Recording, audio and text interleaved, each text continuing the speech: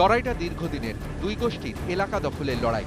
শুক্রবার সকালে অটোয় যাত্রী তোলা নিয়ে তা চরম আকার নেয়। বোমাবাজি, বাড়িতে আগুন, বাদ গেল না কিছুই। আহত দুপক্ষের বেশ কয়েকজন। তৃণমূলের দুই গোষ্ঠীর সংঘর্ষের জেরে এই ঘটনা বলে অভিযোগ।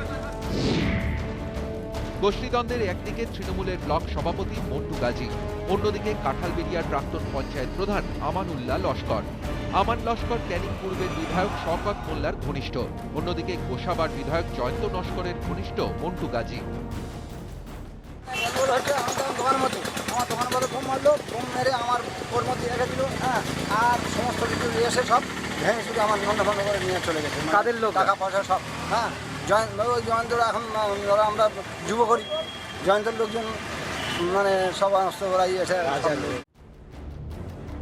দুই গোষ্ঠীর সংঘর্ষে মাঝে মাঝেই উত্তেজনা ছড়িয়েছে বাসন্তী, নির্দেশখালী, কাঁঠালবেড়িয়ার ডকঘাট এলাকায়। কখনো দোকান ভাঙচুর, কখনো পুলিশকে লক্ষ্য করে বোমা। এবার ইস্যু অটো ইউনিয়নের দখল।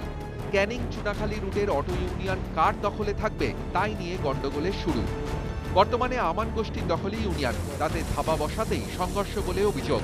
সংঘর্ষে আহত দুপক্ষেরই বেশ কয়েকজন, তাদের ক্যানিং হাসপাতালে ভর্তি করা হয়েছে। হাসপাতাল থেকে দুজনকে আটক করেছে পুলিশ।